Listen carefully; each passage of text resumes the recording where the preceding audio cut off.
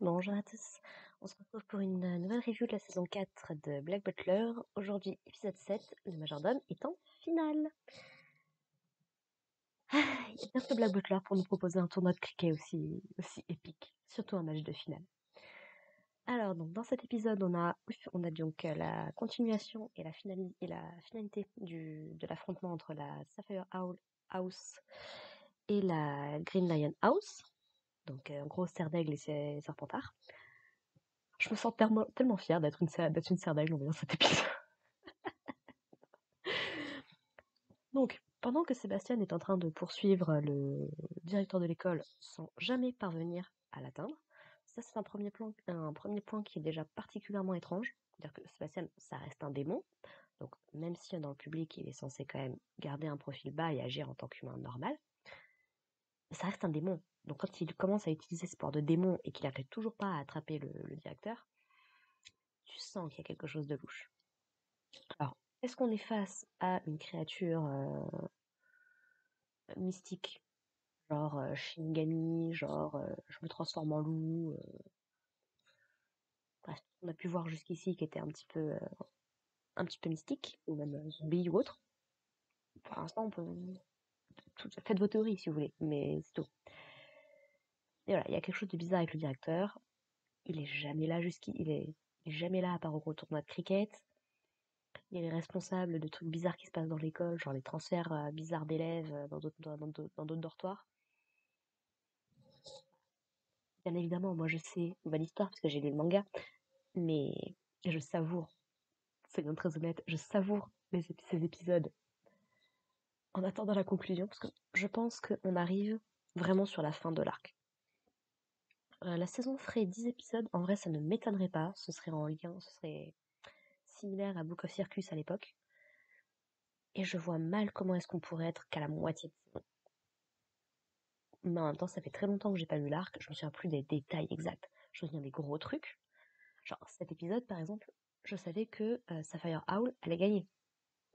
Le détail du pourquoi du comment, il y a peut-être juste le dernier coin peut-être qui m'est revenu en mémoire sur le moment, mais sinon.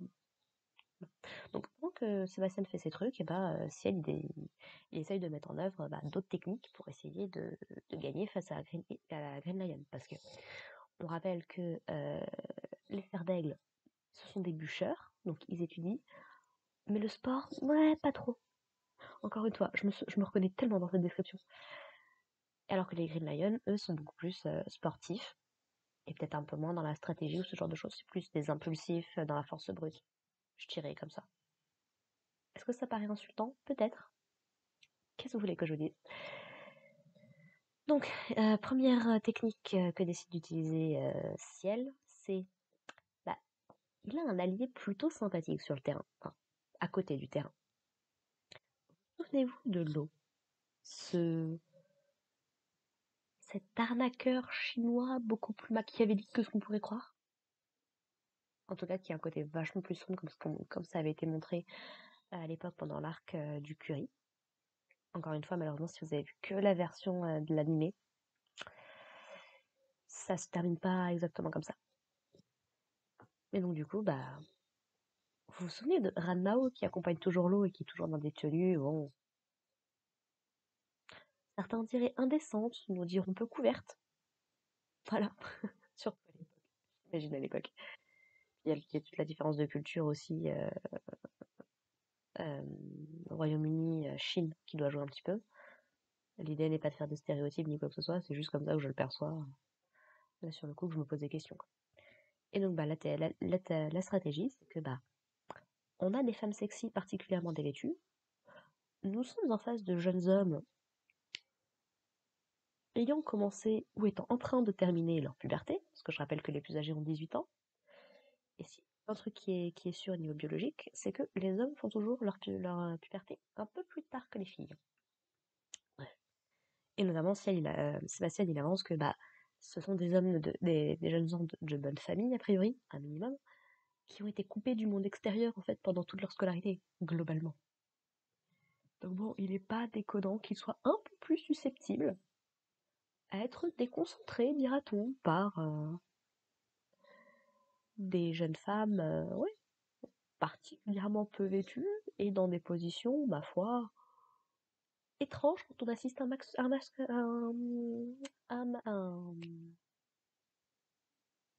match de cricket. Excusez-moi, j'ai bugué pendant un instant. Et donc c'est comme ça que les Serres d'Aigle arrivent à distraire un petit peu les, les Green Lions, les Serpentards. Ce qui est très drôle du coup, c'est que même Edward il se fait avoir, hein. Il est en mode mais qu'est-ce que. Donc c'est très très drôle. Et il y a celle qui se dit par contre je suis pas sûre que ça va marcher contre Green Hill et tout. Il s'avère qu'en fait c'est celui qui est le plus qui est le plus affecté par la stratégie. Je trouve ça hilarant. C'est franchement un peu de comédie dans tout ça, c'est trop bien. Et puis t'as Lo qui fait ah désolé moi être étranger, moi ne pas comprendre votre langue pendant qu'il y a des gens des gens de l'assistance qui essaient de les faire virer du terrain en fait quoi. Donc c'était très drôle. En fait il me rappelle beaucoup Ling dans Lin j'oublie son nom, dans Fullmetal Alchemist. Donc c'était plus d'hommes. Et du coup, bah, qui c'est qui. Et on apprend en fait que c'est Maurice Cole. Vous savez, le gars qui s'est fait avoir partiel là, il y a quelques épisodes, parce qu'il faisait des trucs, bon, pas foufou. Et ben, c'est lui qui est derrière cette, euh, cette idée de les virer. Ce qui nous confirme, du coup, je me posais la question, j'avais oublié. Mais du coup, non, il n'a pas été viré. Il est toujours dans l'école, il est juste plus factotum de préfet, quoi. Pourquoi pas? Et j'adore parce qu'il dit, non mais je connais toutes les techniques de l'âge, Phantom Hive, qu'est-ce que tu crois? J'adore le fait qu'il se dénonce un peu de lui-même, quoi. Je trouve ça génial. Suite à ça, donc nouvelle technique, nouvelle stratégie de la Savage Owl. Ils décident plutôt que d'essayer de renvoyer la balle parce qu'ils n'ont pas la force, surtout face à l'équipe la plus sportive, ils n'ont pas la force nécessaire pour forcément renvoyer les balles. Donc ce qu'ils décident de se faire, c'est de se placer devant leur espèce de poteau là. Parce que l'idée aussi, si j'ai bien compris au cricket, c'est que si la balle touche le poteau tombe et du coup la personne qui a détruit enfin qui a fait tomber le poteau gagne. Je connais pas les subtilités du cricket, soyons très honnêtes.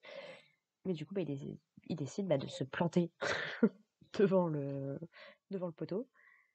Et comme ça, bah, ils le protègent, donc la balle ne risque pas de les atteindre. Et l'idée, c'est que bah, comme ils sont suivis, comme ils arrivent à peu près à déterminer, ils ont une bonne, ils arrivent à bien voir au niveau du terrain qui est là, qui n'est pas là. Et bah du coup, ils essaient d'orienter un petit peu leur batte pour l'envoyer vers un endroit où il n'y a personne. Et du coup, essayer de gagner du temps pour courir ou pour pouvoir, un peu comme au baseball, on va dire.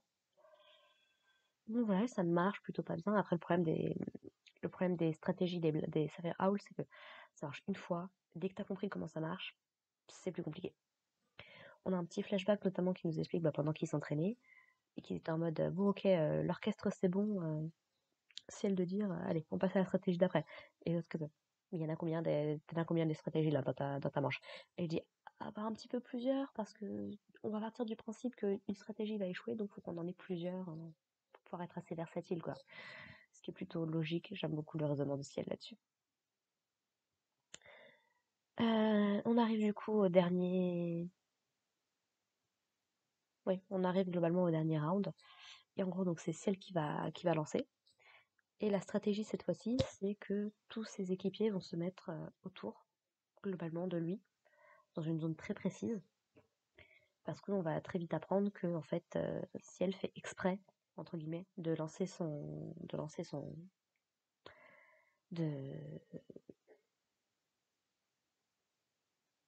de manquer son lancer, en fait.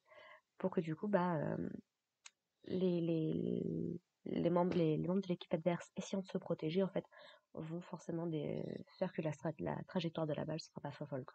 Du coup, ses coéquipiers n'ont pas grand chose à faire pour la rattraper. Donc voilà, ça marche un petit peu, ça marche plutôt bien. Et à chaque fois, Ciel, j'adore parce qu'il est en mode excusez-moi, excusez-moi, excusez-moi, c'est ma faute. Et en gros, bah, de tous les membres de la Green Hill, de la Green Lion dortoir, et un petit peu des membres en public et tout, qui disent ce n'est pas du cricket, ce n'est pas une vraie stratégie, vous n'êtes pas digne, bref, ce genre de commentaires-là. Et encore une fois, ce qu'avait dit Ciel dans l'épisode précédent, c'est que bah oui, mais nous on n'est pas une équipe sportive. C'est complètement irresponsable de nous demander de nous mettre au niveau de Green Lion, quoi. Et donc du coup, Green Hill, ça je m'en souvenais, Green Hill intervient pour leur dire non mais arrêtez les huées là, ça sert à rien. Regardez les mains de Phantom Hive et on voit que ses mains sont toutes abîmées. Sachant que c'est un compte qui fait pas grand chose de ses journées, c'est d'autant plus marquant. Et du coup, il dit non mais vous voyez bien qu'il a fait des efforts, arrêtez de gueuler, ça sert à rien. C'est vous qui n'êtes pas digne. Et il dit même, j'aime beaucoup la métaphore, il dit oui, les chouettes se sont préparées à chasser le lion, quoi. J'aime beaucoup la métaphore derrière. Et notamment celle qui dit mais comment ça, une faute, une erreur non, non, c'est par hasard, j'ai loupé mon lancer, par hasard, l'autre a pas réussi à la renvoyer. Techniquement, il est dans les règles, hein, c'est pas de la triche. Et donc ça marche plutôt bien jusqu'à ce que il affronte Edward, qui pour le coup arrive à renvoyer sa balle. Et du coup, tout le monde est un petit peu déçu du côté de Ciel, que ce soit Bard, Finny, Maylin ou encore Elisabeth. On voit même la servante d'Elisabeth, qui est un personnage dont je me souviens, parce que je me souviens d'elle surtout pour un arc beaucoup plus tard, le gros arc, on va dire, de Black Butler. Je dirais s'il y a un arc, c'est celui-là pour l'instant. Et donc ils sont tous un petit peu déçus, ils se disent ah mince c'est dommage. Mais Maylin, du coup, remarque que si elle sourit, donc elle dit tiens c'est bizarre, le jeune maître il est quand même en train de sourire, donc ok.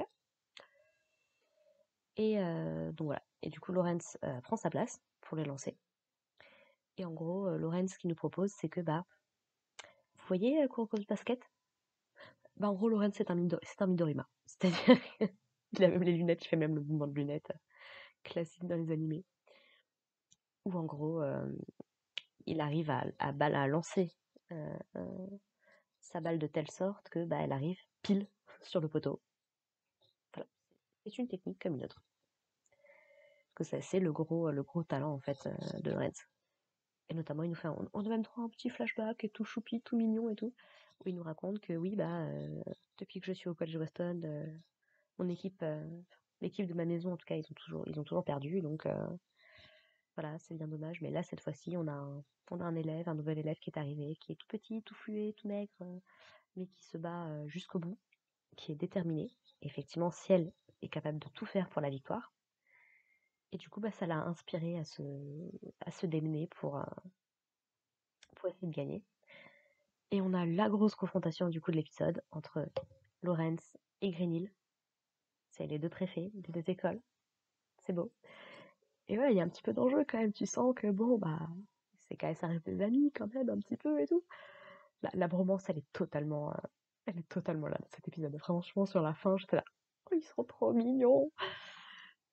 Et donc Lawrence fait son lancer, mais Green Hill arrive à l'arrêter en posant sa batte un petit peu en arrière pour la prendre de plein fouet. Ce qui est comparé à Excalibur, c'est pas déconnant, dans le temps, on va dire. Et donc, il arrive à la renvoyer. Et du coup, ils sont tous complètement déçus du côté de Sir Owl. Mais si elle arrive à le convaincre de lancer, il lui dit oui, grâce à vous, toute notre équipe s'est motivée, je veux pas que vous ayez de regrets, machin et tout.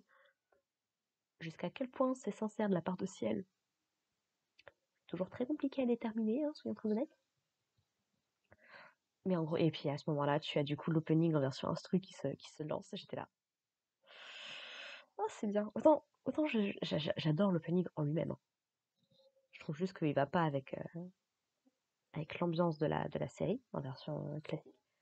Mais n'empêche que quand il se lance, petit frisson, t'es là. Ok, moment important. Allez-y les gars, je vous attends. Et du coup, il fait le même lancer. Et en fait, Green Hill, du coup, fait la même position. Sauf que ce qu'il avait pas vu, c'est que qui était derrière lui pour protéger le poteau? Ciel. Et Ciel se prend un coup de batte dans la tronche. Ça, je m'en souvenais. Ça, pour le coup, quand c'est arrivé, je m'en suis souvenu. Et vraiment, c'est la Titi. C'est difficile de savoir. Je sais plus si c'est précisé dans le manga ou pas. Mais du coup, toujours difficile avec Ciel de savoir est-ce qu'il l'a fait exprès ou est-ce que c'est un accident qui, du coup, va dans son sens. Et donc, il se prend un coup, monumental.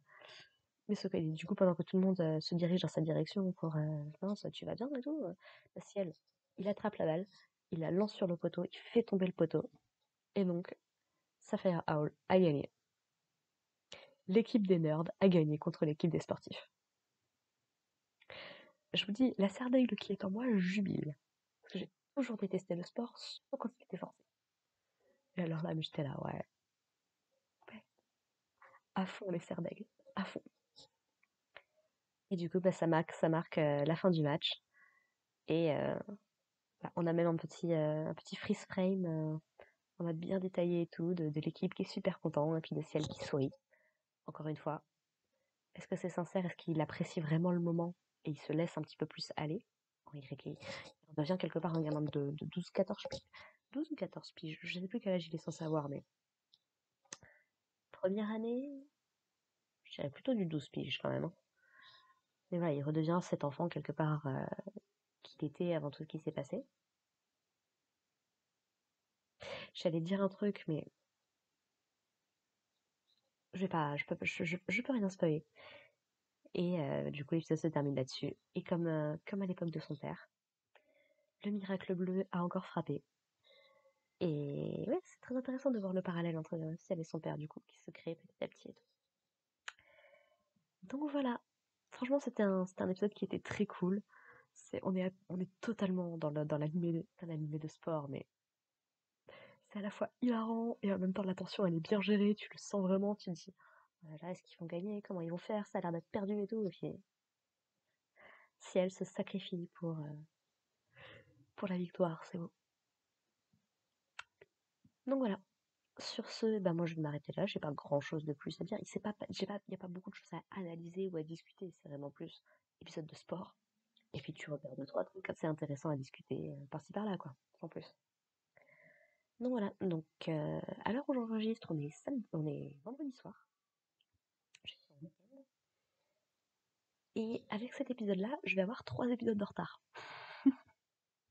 Donc celui-là, je viens de l'enregistrer. Demain, j'enregistrerai probablement l'épisode 8. Et le 9 sortira demain soir. Vous les verrez pas tout de suite, vous les verrez plutôt vers fin juin. Là, je suis en train d'organiser un petit peu mon planning pour les prochaines sorties de vidéos. Eden Zero va bientôt se terminer, donc Eden Zero prend la priorité, tout comme Wakfu qui s'est terminé, qui était pas très bon.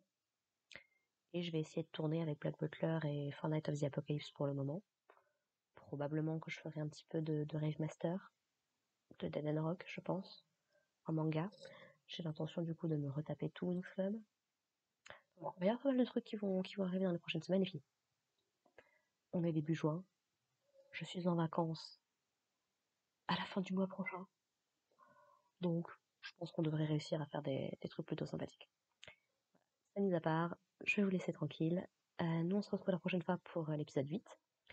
Le majordome met le verrou, quoi que ça veut dire.